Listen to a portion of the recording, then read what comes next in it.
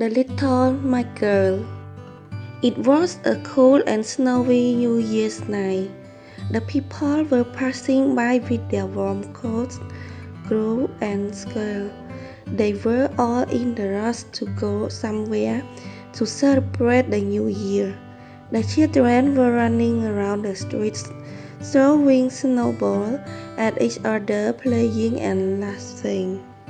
But on the streets, there was a girl different from the one that were playing. This little girl was standing in the middle of the street watching to another kid's play. She did not have a hat to protect her from cold like others. Her clothes were light and wrapped, and the slippers on her feet did not fit her. They were big. She was holding a box in her hand, shivering from the freezing cold. The little girl barely noticed the car coming right on her. The little girl ran toward the sidewalk, but while she was running, the huge slipper on her feet fell off. Having no choice, she walked in the barefoot. She sought shelter next to the wall. She opened the box that she had been holding. The box was full of matches. This was the little my girl, but she could not even sell one box of matches that day. If she could make a sale and earn money, she could go home and at least have a bowl of soup with her mother. So she started yelling with her thin silvery voice, "Matches, anyone wants matches?" Nobody on the street paid any attention to her, so she ate next to the wall. Her fingers starting ache from a cold. She could not bear the pain anymore. She opened the box and pushed out a match and lit it on the wall, and suddenly warm orange light surrounded her. She stared at the fire and started dreaming. She was sitting in front of a big stove in the beautiful room.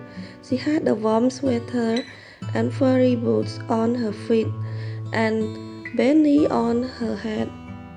It was so hot, she began to sweat, but suddenly the match went out. With the match out, those dreams also vanished. Once again, she lit up another match. While she was looking at it, the wall suddenly vanished and opened up. There was a big room inside. There were all sorts of foods spread on a table with a wine cloth, and the silver candlestick on the table lit up the room like a day night. There was a beautiful grilled big piece of meat. She suddenly wrapped a piece of it and put it in her mouth. Suddenly, she wasn't hungry anymore. The little white girl wanted to take another piece of meat.